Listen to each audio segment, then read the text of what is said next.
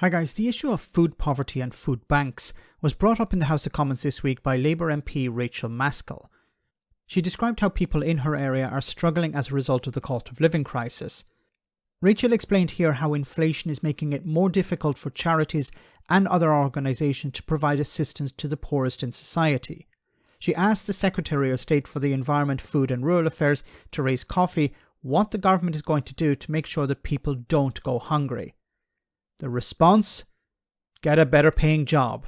Have a listen to this. Thank you, Mr Speaker. With the ONS highlighting a 16.8% increase in food prices in the year to January, government has built its food poverty infrastructure with dependency on voluntary donations and retail waste donations. However, due to demand, food banks in York are running out, eking out food supplies. For my part, I'm holding a citywide donation day so that those who can give and those in need receive. We call it York Together as we support one another. However, what is the government doing to ensure that no one goes without? Well, Mr Speaker, the Honourable Lady is right to praise the initiative in York with her constituents, and I think that's very welcome. It is an element of what can also be done locally. But we talk about aspects of food pricing. Inflation is really tough at the moment. There's no doubt about that.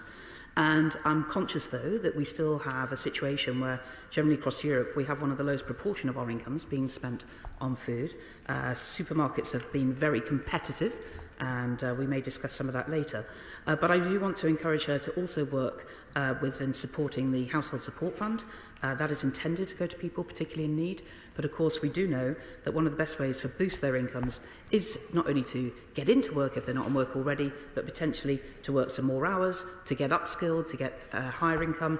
But of course, the local welfare grant that was given some time ago now by central government to local councils is there for them to use as well. My God. So, if people are struggling to feed their families at the moment, they need to work more hours. They need to get trained up. They need to get a better paying job.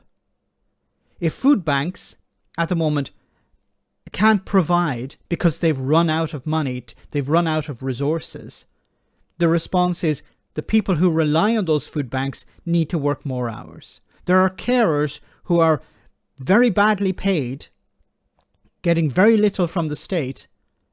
They're relying on food banks. What are they supposed to do? Work more hours? It doesn't make any difference if they work more hours. They're carers. They're already working the hours that they have. What is wrong with this woman? If people are hungry, work more hours. If you're hungry, do a training course. If you can't feed your family, get a better paying job. The question was, what is the government going to do? And her response was, well, there's inflation, There's nothing we can do about that. I said this before, I think she's the worst minister in British history. Incompetent, useless. George Eustace was pretty useless, but she's worse than that. Why is she there?